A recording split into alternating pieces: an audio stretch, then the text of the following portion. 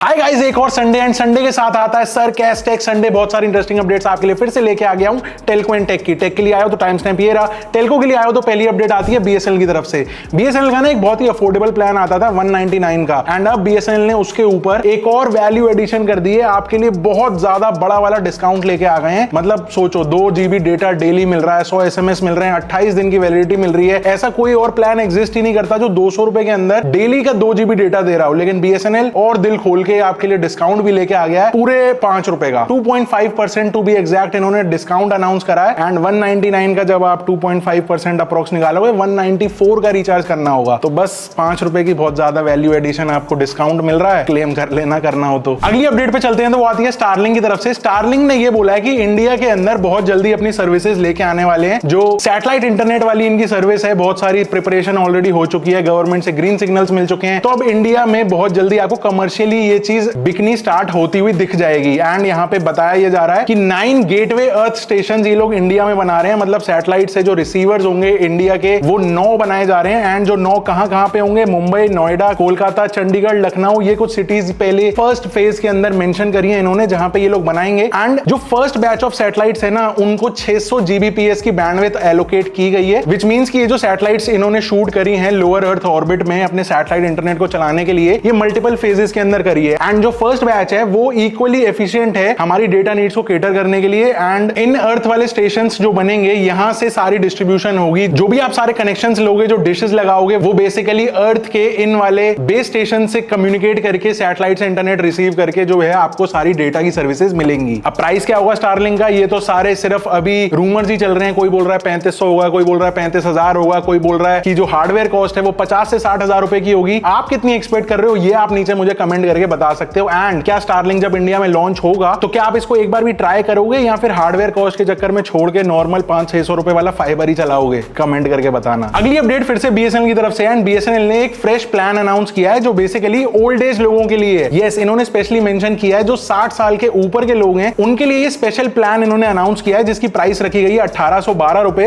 And इसके अंदर आपको मिलेगा क्या, पूरे 1 साल की validity, 2 GB data daily, 100 SMS per day and 0 OTT benefits. मतलब कोई भी OTT का वाला सिस्टम नहीं है। लेकिन इंटरेस्टिंग पार्ट ये है कि बहुत लिमिटेड टाइम के लिए ये इन्होंने प्लान निकाला है, काफी अफोर्डेबल है, काफी बढ़िया है। मतलब सिमिलर प्लान अगर दूसरे ऑपरेटर्स में देखें तो 3500 से 3700 के आसपास के आ रहे हैं, तो ऑलमोस्ट आधे रेट का मिल रहा है, लेकिन सिर्फ ओल्ड एज लोगों के लिए। इन्होंने एज मेंशन यहां पे करी है, 60 साल के लोगों को ये मिलेगा। अब ये कैसे वेरीफाई करेंगे, मतलब KYC जिसकी सिम की हो रखी होगी वो अगर 60 इयर्स प्लस की होगी तो एलिजिबल होगा, या कैसे, ये अभी मुझे श्योर नहीं है। आपको अगर पता हो, या अगर आपके घर में ऑलरेडी इस तरह की कैटेगरी की एक सिम अवेलेबल हो जो 60 इयर्स प्लस की KYC है, तो वो आप चेकआउट करके कमेंट करके बताना ही किस तरीके से वर्कआउट कर रहा है। ये सिर्फ लिमिटेड टाइम पीरियड के लिए ऑफर है, विच मींस 18 नवंबर तक ही ये रिचार्ज अवेलेबल है। अगर आप उससे लेट हो जाते हो तो ये नहीं मिलेगा, अगर उससे पहले कर लेते हो तो ये आपके करंट रिचार्ज के बाद क्यों हो जाएगा। लेट से आपके 50 दिन की वैलिडिटी बची है, तो वो खत्म होने के बाद ये वाला प्लान ऑटोमेटिकली एक्टिवेट हो जाएगा। प्लान अच्छा है, लेकिन ये 60 साल से ज्यादा वाले लोगों के लिए एक्स्ट्रा प्रेम क्यों? हमारे में क्या कमी है? हमें भी दे दो भाई, जनरल पब्लिक को भी दे दो, क्यों? अगली अपडेट पे चलते हैं तो वो आती है जियो की तरफ से। एंड जियो का 5G जो है ना, ये एक नई चीज टेस्ट आउट कर रहे हैं जिसको बोल रहे हैं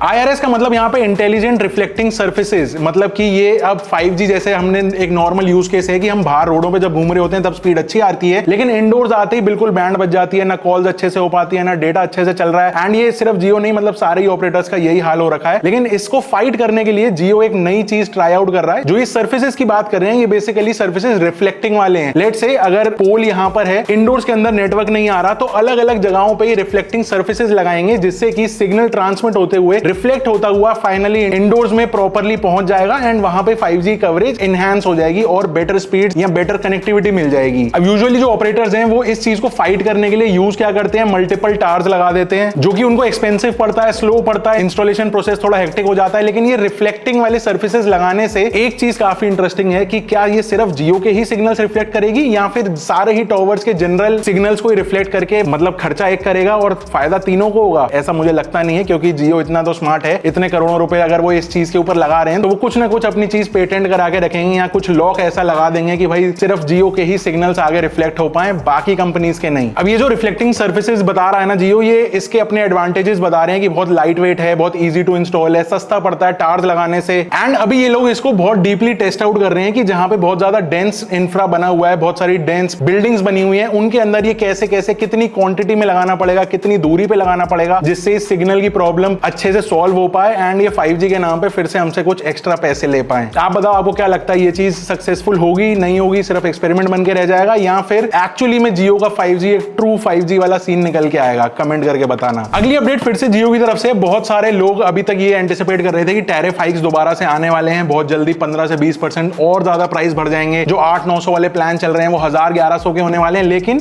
जियो ने यहाँ पे ये अनाउंस किया है कि अभी कोई इमीडिएटली कोई सिस्टम नहीं है, कोई प्लानिंग नहीं है कि फटाफट से पैसे बढ़ा दिए जाएं। ऑल्दो अगर आपने लास्ट वीक का हमारा एपिसोड फॉलो किया हो तो आपको पता होगा कि investors on the other hand सारे ही टेलीकॉम ऑपरेटर्स के लिए ये चाह रहे हैं कि भाई टैरिफ हाइक्स होने चाहिए, इनका ARPU बढ़ना चाहिए, तब जाके उनको मजा आएगा, तब जाके बैलेंस शीट्स और ज्यादा स्ट्रांग होंगी एंड इन्वेस्टर्स यहाँ पे कैश आउट कुछ अपना इक्विटी कर पाएंगे। लेकिन जियो का एक तरफ IPO आ रहा है, दूसरी तरफ एयरटेल अपने already all time high ARPU पे चल रहा है एंड वी एज यूजुअल अभी गड्ढे में ही है। लेकिन जियो ने ये क्लियर कर दिया कि अभी कोई टैरिफ हाइक नहीं है, विच मींस जब एक नहीं कर रहा तो बाकी 2-3 जो ऑपरेटर्स बचे कुचे हैं वो भी अभी प्राइस हाइक नहीं करेंगे। तो जनता में खुशी की लहर है। इसी बात पे वीडियो को लाइक भी कर देना। आज की जो लास्ट टेलको अपडेट है वो आती है वोडाफोन आइडिया यानी वी की तरफ से एंड इन्होंने अपना एक एग्जिस्टिंग प्लान 429 का जो चल रहा था उसके बेनिफिट्स को रिवैम्प कर दिया है। अभी तक क्या था कि आपको इस प्लान के अंदर 3 GB डेटा मिल रहा था जो कि डेली वाला नहीं है एंड इसके साथ में आपको 600 SMS टोटल एंड 84 डेज की वैलिडिटी मिल रही थी। लेकिन अब इन्होंने रिवैम्प कर दिया इसको एंड वैलिडिटी और डेटा के साथ खेला है। तो इसमें करा क्या है कि वैलिडिटी 84 डेज से गिरा के सीधा कर दी है 65 डेज एंड डेटा में आपको बहुत बड़ा बूस्ट मिल गया है। मतलब 3 GB कहां और 5 GB कहां, यस सीधा 2 GB बढ़ा दिया है, लेकिन उसके बदले में 20 दिन आपके वैसे ही उड़ा दिए। अभी तक ये जो प्लान के बेनिफिट्स हैं ये सारे सर्कल्स में लाइव नहीं हुए, सिर्फ राजस्थान सर्कल के अंदर इनकी वेबसाइट पे अपडेट हो गया है। बट एक जगह कर दिया है तो बाकी जगह भी बहुत जल्दी ये टेस्ट आउट कर रहे होंगे एक सर्कल पे करके एंड अब एक्सपेक्टेड यही है कि पैन इंडिया ये बहुत जल्दी चेंजेस लाइव हो जाएंगे। तो अगर कराने वाले होंगे तो अब मत कराना, इससे बेटर प्लान चूज कर लेना। अब टेक की बात करते हैं तो पहली अपडेट आती है सैमसंग की तरफ से। अगर आप एक सैमसंग टीवी ओनर हो तो आपके लिए एक अच्छी बात यह है कि perplexity AI is now on Samsung TV. Perplexity AI के नाम से अब आपके सैमसंग टीवी के अंदर ऐप आपको दिखनी स्टार्ट हो गई होगी, आप उसको डाउनलोड कर सकते हो एंड सारे AI वाले काम अपने टीवी पे ही ब्राउज करना है, कुछ पूछना है AI से थोड़ी बहुत, अगर माउस कीबोर्ड है प्रॉपर्ली टाइप करने में दिक्कत नहीं है या फिर वॉइस कमांड्स यूज कर सकते हो। तो कहने का मतलब यह है कि टीवीज भी अब AI पावर्ड होने स्टार्ट होते जा रहे हैं, एप्स को इंटीग्रेट किया जा रहा है एंड अभी के लिए सिर्फ लेटेस्ट 2025 मॉडल्स पे है। लेकिन सैमसंग ने अनाउंस किया है कि बहुत जल्दी OS अपडेट ये लोग भेजेंगे एंड 2023 और 24 के जितने भी सैमसंग टीवी मॉडल्स हैं उनके अंदर भी परप्लेक्सिटी AI आ जाएगा। हैट्स ऑफ तो यहाँ पे परप्लेक्सिटी को है कि पहले एयरटेल के साथ पार्टनरशिप करके करोड़ों लोगों तक पहुंच गए, उसके बाद फ्री कर दिया, उसके बाद अपने ब्राउजर पे काम कर रहे हैं एंड अब Samsung and India specific countries के साथ और ज्यादा से ज्यादा पार्टनरशिप्स कर रहे हैं क्योंकि इंडियंस का इनको डेटा, उनका वर्किंग स्टाइल, उनका इनपुट करने का तरीका, पैटर्न्स, ये सब इनको चाहिए क्योंकि अपने LLMs को ट्रेन करना है। तो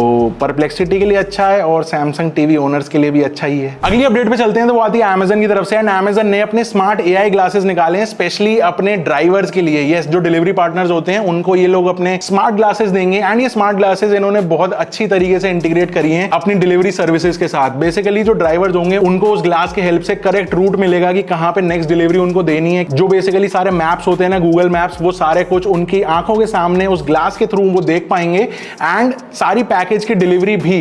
प्लस इसके साथ सबसे बड़ा इंटरेस्टिंग पार्ट ये है कि जब वो डिलीवरी कर रहे होंगे तो वो फुटेज को रिकॉर्ड कर सकते हैं एज अ डिलीवरी प्रूफ कि यस मैंने सही बंदे को डिलीवर किया है, जिससे कि बाद की कोई प्रॉब्लम ना हो। ऑल्सो जो अभी तक आप देखते हो कि डिलीवरी पार्टनर्स हाथ में स्कैनर्स लेके चलते हैं, पैकेट को स्कैन करते हैं एंड देन हैंड ओवर करते हैं, वो स्कैनिंग वाला पार्ट भी उन्होंने ग्लास के अंदर ही डाल दिया है। तो मतलब सिर्फ वो पैकेट सामने रखेगा, स्कैन भी हो जाएगा और डिलीवरी करते हुए फुटेज भी रिकॉर्ड हो जाएगी एज अ प्रूफ। तो अब यहाँ पे बात रह गई सिर्फ ओपन बॉक्स डिलीवरी की। अगर ओपन बॉक्स डिलीवरी होनी यहाँ पे स्टार्ट हो जाती है तो सारे झंझट खत्म and Indian e commerce finally थोड़ा सा बेटर हो जाएगा अभी कुछ 5-7 सालों से जो हालत बिगड़ी हुई है उसकी। नेक्स्ट अपडेट एप्पल की तरफ से एंड एप्पल ने अपना आईफोन एयर जो लेटेस्ट निकाला था इन्होंने उसकी प्रोडक्शन को 80% से कट डाउन कर दिया है। बहुत स्लो डाउन कर रहे हैं क्योंकि मार्केट में डिमांड ही नहीं है। ये चाइना में बहुत बुरी तरह पिट गया इनका iPhone air and just like mini and plus series air भी मुझे नहीं लगता कि 18 सीरीज के अंदर आएगा। एंड एनालिस्ट के हिसाब से एप्पल की जो टोटल प्रोडक्शन लाइन है उसमें 15% एप्पल ने एलोकेट किया हुआ था आईफोन एयर के लिए, अब वो 15% जीरो होने वाली है। एंड मैं यहाँ पे एक ट्वीट लगा दे रहा हूं जो बता रहे हैं कि सारे सप्लायर्स को ये एप्पल से इंफॉर्मेशन मिली है कि भैया बिल्कुल रोक दो काम, ऐप जितना माल बन रहा है उतना बना के बस साइड करो, उसके बाद नया कुछ भी नहीं बनाना है। मतलब 1.25 लाख का फोन अब हो सकता है अगले बिग बिलियन पे आपको 30, 40, 50 हजार में मिलने वाला है। नहीं लिया हो तो वेट कर लेना और मेरे हिसाब से तो लेना ही मत क्योंकि फ्लॉप फोन है, आगे एसेसरीज कुछ मिले नहीं मिले, कवर मिले नहीं मिले, बच के रहना थोड़ा। अगली अपडेट आती है Amazon की तरफ से। Amazon ने अनाउंस किया है कि 5 लाख लोगों को ये लोग जॉब से निकाल रहे हैं, ले ऑफ्स कर रहे हैं, एंड ये सिर्फ इसलिए क्योंकि रोबोट्स को लगाना चाह रहे हैं सारी वर्क ऑटोमेशन के लिए। आपने बहुत सारी ऐसे वीडियोस पहले देखी होंगी जहां super high scale, large scale जो इनके वेयर हाउसेज हैं उनके अंदर रोबोट्स सारी चीजें कर रहे हैं, ऑटोमेशन सारी चल रही है। 2018 से अब तक इनकी ऑलमोस्ट ट्रिपल हो गई है जो workforce warehouses and delivery partners कर रहे थे। अब Amazon ने अनाउंस करा है कि नई हायरिंग तो छोड़ो, हम 5 लाख यानी 500,000 लोगों को यहां से निकालेंगे, सैलरी एक्सपेंस कम करेंगे एंड उसकी जगह रोबोट्स को यहां पे इंप्लीमेंट करेंगे सारी डिलीवरी को सॉर्टिंग करने में या डिलीवर करने में। कहीं यूएस में हमने देखा था ड्रोन से डिलीवरी ये लोग कर रहे थे। बहुत सारी चीजें अलग अलग जगह पे टेस्ट आउट हो रही हैं, शायद कुछ जगहों पे लाइव भी हो चुका है वो, बट अदरवाइज 2027 तक एस्टिमेटेड था कि Amazon 1,60,000 न्यू जॉब्स क्रिएट करेगा, उनको हायर करेगा अपने एक्सपैंडिंग बिजनेस के लिए। लेकिन अब लगता है कि सब एआई के चक्कर में और ऑटोमेशन के चक्कर में ले ऑफ्स कर रहे हैं। अभी मेटा की तरफ से भी आया था कि 600 हाई प्रोफाइल वाली जो सारी पोजीशंस थी उनको भी उन्होंने ले ऑफ करा है। एंड ऐसे मतलब पूरी इंडस्ट्री में कॉमन सा हो गया सिस्टम कि भाई बंदे निकालो, एआई को लगाओ काम पे। तो भाई ये है पूरा सीन, मतलब एआई आ रहा है और सारे लोगों को परेशान किया जा रहा है बड़ी बड़ी कंपनीज की तरफ से। आप बताओ कंपनी सही है अपनी जगह या फिर लोगों से ही काम कराना ज्यादा बेटर है? कमेंट करके बताना। अगली अपडेट जोहो के अराताई की तरफ से है एंड यहाँ पे 2 मेजर अपडेट्स आए अराताई की तरफ से इस वीक में। पहला, एंड टू एंड एन्क्रिप्शन जो मिसिंग चल रहा था अभी तक ऐप से, वो अनाउंस हो गया कि उसके ऊपर काम चल रहा है, बहुत जल्दी आने वाला है, या शायद वीडियो रिलीज होते हुए शायद आ भी जाए, एक बार चेक कर लेना। एंड दूसरी चीज, ये यूपीआई अपने ही ऐप के ऊपर काम कर रहे हैं। अगर आपने मेरी लॉन्ग वीडियो देखी होगी अराताई की तो उसमें मैंने ये चीज मेंशन करी थी कि वीचैट या व्हाट्सएप जैसे यहाँ पे पेमेंट का सिस्टम पूरा मिसिंग है एंड अब जोहो ने एग्जैक्टली वही अनाउंस कर दिया है। फोन पे, जीपे, पेटीएम की तरह ये भी अपना एक यूपीआई मॉड्यूल लेके आ रहे हैं जो अपनी इस अराताई ऐप के अंदर भी इंटीग्रेट ये लोग करेंगे। आई एम नॉट श्योर कि अलग से भी ऐप चलेगी एंड इस चैट ऐप के अंदर भी इंटीग्रेटेड रहेगी या फिर सिर्फ एक सिंगल मॉड्यूल ही रहेगा। बट एनीवेज, अगर चैट ऐप है उनकी, उनको पता है कि ये सब चीजें चल रही है मार्केट में, तो डेफिनेटली उसको वहां पे वो चलाएंगे ही एंड अराताई को बेटर बनाने की कोशिश कर रहे हैं। बट नंबर ऑफ यूजर्स मेरे सर्कल में एटलीस्ट मुझे नहीं दिखता कोई कन्वर्ट होता हुआ व्हाट्सएप टू अराताई जाते हुए। अगर आपके सर्कल में ऐसा सीन है तो आप मुझे बताना नीचे कमेंट करके, एंड बाकी कम्युनिटी जो ये वीडियो देखेगी उनको भी पढ़ के पता चलेगा कि कितने लोग अराताई में वाकई जा भी रहे हैं या नहीं। तो ये कुछ था इस पूरे एपिसोड में। आई होप आपको वीडियो पसंद आई हो। अगर आई हो तो वीडियो को लाइक कर देना, सब्सक्राइब कर देना चैनल को। I will see you in the next one. Till then stay safe, stay sarcastic, see ya and good bye.